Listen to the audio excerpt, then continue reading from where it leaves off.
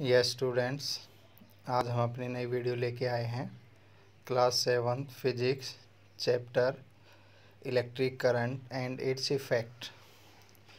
देखिए स्टूडेंट्स, इससे पिछली वाली वीडियो के अंदर हम heating effect of electric current study कर रहे थे कि जब कोई करंट कैरिंग वायर होती है उसके अंदर कुछ समय तक जब करंट फ्लो करता है तो वो गर्म हो जाती है। ठीक है, या आप ऐसे कह सकते हैं कि किसी कंडक्टिंग वायर में जब करंट फ्लो करता है तो वो गर्म हो जाती है। इसी को ही हम heating effect of electric current बोलते हैं। और इस इफ़ेक्ट का हम फ़ायदा उठाकर हमारे बहुत से डिवाइसेज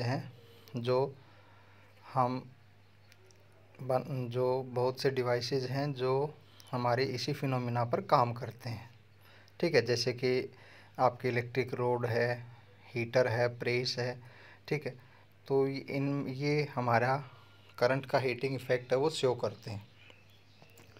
तो आइए स्टूडेंट, इस वीडियो में हम अपने चैप्टर को आगे कंटिन्यू करते हैं। तो सबसे पहले तो हम बात करते हैं कि जो हमारा हीटिंग इफ़ेक्ट है उसके बारे में कुछ एक पॉइंट्स थे जो हम अभी स्टडी करेंगे। Whenever electric current flow through an electric wire component device, it produces heat। ठीक है, ये हमने पढ़ा है कि कोई इलेक्ट्रिक वायर है या कोई कंपोनेंट है या डिवाइस है, उसके अंदर करंट फ्लो करता है तो वो हीट प्रोड्यूस करता है। The amount of heat produce depend upon, भाई जो हीट है वो कितनी हीट हमारी प्रोड्यूस होगी वो इन फैक्टर्स पे डिपेंड करता है। The time for which the current flows. ठीक है भाई, करंट है आपका कितने समय के लिए फ़्लो कर रहा है। अगर ज़्यादा समय तक करंट फ्लो कर रहा है तो ज़्यादा हीट प्रोड्यूस होगी।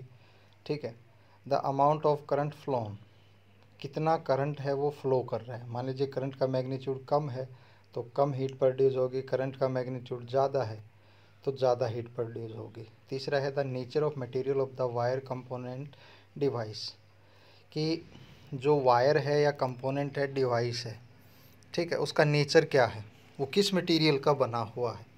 ठीक है, तो इन तीन फैक्टर्स पे हमारी जो हीट प्रोड्यूस होती है वो डिपेंड करती है। तो स्टूडेंट्स, ये काफ़ी इंपॉर्टेंट पॉइंट्स हैं, आप इनको अपनी नोटबुक में नोट कर लीजिए। ठीक है, तो ये हमारा क्वेश्चन भी बन सकता है कि right the factors on which, आप ये कह सकते हैं right the factor on which amount of heat produce depend on. ठीक है, तो ये हमारे 3 फैक्टर्स हैं जिनके ऊपर हमारी हीट जो प्रोड्यूस होती है वो डिपेंड करती है। तो आप इसको राइट डाउन कर सकते हैं। अब इसके बाद एक हमारा आता है an electric fuse.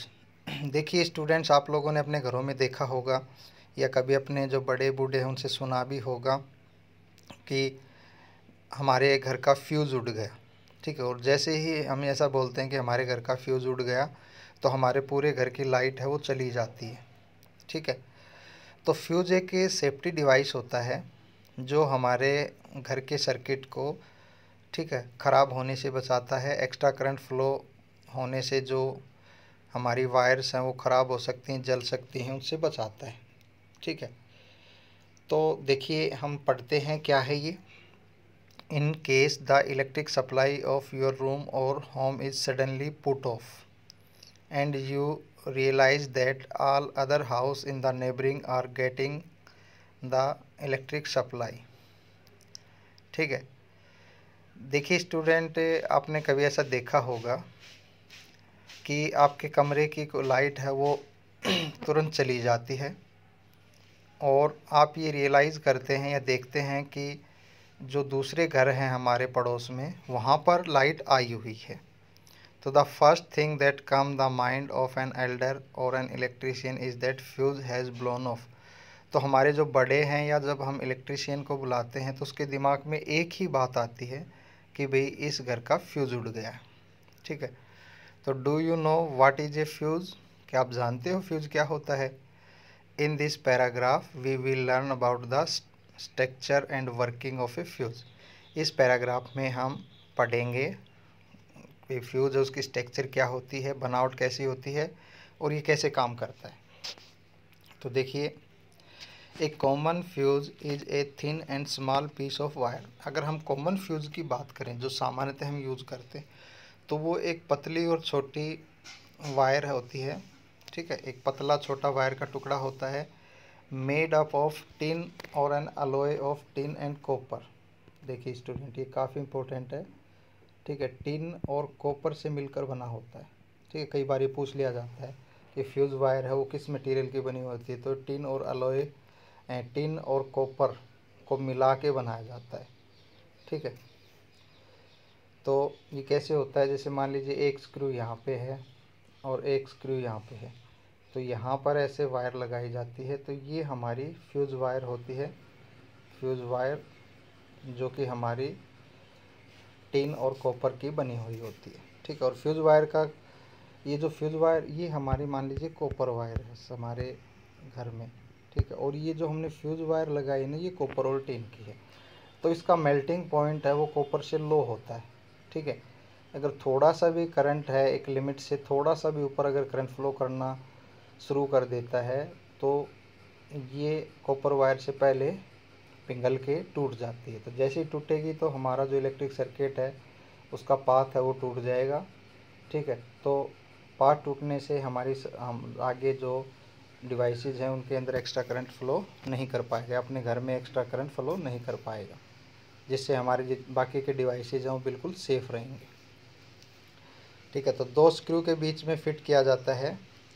Every circuit और device has a built in fuse fitted in it as a compulsory part, ठीक है। जितने भी डिवाइसेज हैं इलेक्ट्रिक डिवाइसेज, उसके अंदर फ्यूज लगा हुआ होता है, बहुत ही कंपलसरी होता है वो, ताकि उस डिवाइस की सेफ्टी हो सके। The shape and size of the built in fuse, देखिए ये आप देख पा रहे हैं इसके अंदर, हमारे इस पिक्चर के अंदर ये डिफरेंट टाइप्स ऑफ फ्यूज़ होते हैं, ठीक है, जो हमारे डिवाइसेज में लगे आते हैं। जैसे आप देखोगे आपके इन्वर्टर में ये इस तरह के फ्यूज़ मिलेंगे, इन्वर्टर, टीवी, कंप्यूटर, ठीक है, ये इस तरह के फ्यूज़ आपकी कार, मोटरसाइकिल, ठीक है, उन व्हीकल्स के अंदर मिलते हैं, ठीक है। तो ये हमारे कुछ फ्यूज़ की वो है स्ट्रक्चर जो कि अलग अलग डिवाइसेज के अंदर यूज होते हैं, ठीक है।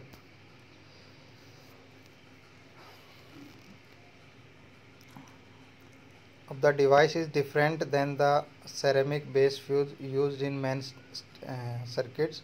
The reason for choosing the material as tin or alloy of tin and copper to make a fuse is that these material have a melting point lower than that of normal connecting wire and device. देखिए student, मैं आपको पहले ही बता चुका हूँ कि जब हम कॉपर अकेला लेते हैं, ठीक है, तो कॉपर वायर तो हम यूज ही करते हैं, तो कॉपर वायर हम यूज़ कर रहे हैं तो हम फ्यूज़ में कॉपर वायर यूज़ नहीं कर सकते, फिर तो वो फ्यूज़ का काम करेगा ही नहीं। लेकिन जब हम कॉपर के अंदर टिन मिला देते हैं तो उससे क्या होता है कि कॉपर की तुलना में जो कॉपर और टिन से मिलकर जो अलॉय बना है, ठीक है, उसका मेल्टिंग पॉइंट लो होता है, तो वो कॉपर वायर से जल्दी पिघल जाता है। तो पिघल के जैसे ही टूटेगा तो हमारा सर्किट वो ब्रेक डाउन हो जाएगा और होते ही आगे जो लाइट की सप्लाई है वो बंद हो जाती है, ठीक है। तो ये भी इम्पोर्टेंट पॉइंट है, आपसे पूछ लिया जाए कि भाई फ्यूज़ वायर की क्या करेक्टरिस्टिक्स है, तो सबसे पहली करेक्टरिस्टिक्स आप यही बताओगे कि लो मेल्टिंग पॉइंट। और एक इसमें क्वेश्चन हमारे सामने ये भी आया है कि जो फ्यूज़ वायर होती है वो किस धातु की बनी हुई होती है, तो आप बताओगे अलॉय की बनी हुई होती है, मिश्र धातु। इसके अंदर दो हम यूज़ करते हैं, टिन एंड कॉपर। इसके बाद देखिए production of heat in any circuit is a very normal behaviour. देखिए कोई भी सर्किट है उसमें कुछ समय तक करंट फ्लो करता है तो उसके अंदर हीट प्रोड्यूस होना एक नॉर्मल सा व्यवहार या नॉर्मल सी चीज़ होती है। सम टाइम ए सर्किट में get overheated due to reason like short circuit and overloading. कई बार क्या होती है, सर्किट है वो ज़्यादा गर्म हो जाती है, उसका कारण हो सकता है भाई शॉर्ट सर्किटिंग या ओवरलोडिंग, ठीक है। अब ये दोनों चीज़ें हम पढ़ेंगे कि शॉर्ट सर्किटिंग क्या होती है और ओवरलोडिंग क्या होती है आगे इसी चैप्टर में। तो कई बार क्या होता है, शॉर्ट सर्किटिंग या ओवरलोडिंग की वजह से आपकी वायर है वो ओवर हीटेड हो जाती है। In this situation the fuse melt a little before any other part of the circuit could, so that circuit is broken. तो इससे ऐसी परिस्थिति में क्या होगा, कि फ्यूज़ है वो मेल्ट हो जाता है, पिघल जाता है। ठीक है, वायर का जो वायर है उसके जो बाकी के हिस्से हैं उनसे पहले ही हमारा फ्यूज़ है वो मेल्ट हो जाता है, जिससे हमारा सर्किट है वो टूट जाता है। The flow of current stop and further heating और burning of the circuit is prevented. तो उससे क्या होगा, करंट का फ्लो होना बंद हो जाता है, जिससे आगे हमारी वायर है वो गर्म नहीं हो पाती। Thus a fuse is a safety device for an electric circuit और device which make use of the heating effect of current. इसलिए फ्यूज़ एक सेफ्टी डिवाइस होता है हमारे इलेक्ट्रिक सर्किट का। ठीक है, और ये हमारा heating effect of electric current पर ही काम करता है। तो ये आप यहाँ से फ्यूज़ वायर की डेफिनेशन है ये लिख सकते हैं अपनी कॉपी में। ठीक है, what do you mean by fuse wire? तो यू विल राइट हेयर कि a fuse is a safety device for an electric circuit और device which makes use of the heating effect of current. उसके बाद देखिए, a fuse wire can be easily replace after getting blown off. ठीक है, जो अगर हम सीधी wire use करते हैं नॉर्मल फ्यूज़ में, तो वो हम ब्लोन होने के बाद दूसरी वायर है उसको आसानी से लगा सकते हैं। ठीक है, और अगर हमारे दूसरे टाइप के जो फ्यूजेज आते हैं तो उनको हम रिप्लेस करना होता है। ठीक है, जैसे मान लीजिए आपका टीवी, इन्वर्टर है या कंप्यूटर है, उसका अगर फ्यूज़ है वो ब्लोन हो जाता है तो आप उसको लगा नहीं सकते, आपको वो रिप्लेस करना पड़ेगा, दूसरा फ्यूज़ लेके आना पड़ेगा। But before replacing the fuse wire the reason for blowing off the fuse must be check and corrected. ठीक है स्टूडेंट, ये काफ़ी इंपॉर्टेंट बात है। ठीक है, डेली लाइफ में भी काम आने वाली है। ऐसा नहीं है कि जैसे ही आपका फ्यूज़ उड़ा और आपने उसको तुरंत लगा दिया। सबसे पहले फ्यूज़ उड़ा हुआ है तो पहले ये कारण जाने कि फ्यूज़ किस वजह से उड़ा है। ठीक है, आप जब वो उसको कारण को आप वो कारण आपको पता चल जाता है, फिर आप उसको ठीक कीजिए, उसके बाद फ्यूज़ लगाइए। अगर आप फ्यूज़ ब्लोन होने के बाद आपने तुरंत फ्यूज़ लगा दिया तो वो भी कुछ टाइम के बाद पिघल जाएगा। The symbol use to represent fuse is an electric circuit is, ये आपका सिंबल है इलेक्ट्रिक फ्यूज़ का किसी भी सर्किट के अंदर। तो all the expensive and delicate electric devices have their own built in fuses. जितने भी महंगे और हमारे इलेक्ट्रिक डिवाइसेस हैं उनके अंदर इनबिल्ट फ्यूज़ होते हैं। ठीक है, तो किसी कारणवश अगर कभी लाइट ज़्यादा आ जाए या कोई शॉर्ट सर्किट हो जाए या कोई और हमारा कंपोनेंट आउट ऑफ ऑर्डर हो जाता है तो हमारा फ्यूज़ ब्लोन हो जाता है, तो उससे हमारा वो डिवाइस है वो ख़राब नहीं होता है। ठीक है, इसके बाद है चेकआउट। ये सबसे पहले फिल इन द ब्लैंक्स है। If the amount of current is increase in A circuit the amount of it produce will be. ठीक है, इंक्रीज, देखिए अगर आपकी सर्किट के अंदर करंट बढ़ेगा ना, तो करंट बढ़ेगा तो हीट भी बढ़ जाएगी। दूसरा है the amount of heat produce in the circuit depend upon the amount of, ये अभी अभी हमने फैक्टर पढ़े थे। ठीक है, अमाउंट ऑफ करंट, आपके जो 3 फैक्टर थे आप उन तीनों में से लिख सकते हैं। आपने देखा कि भाई करंट कितनी मात्रा में है, ठीक है, टाइम कितने टाइम तक करंट फ्लो कर रहा है, और आपका मटेरियल वायर का नेचर कैसा है। ठीक है,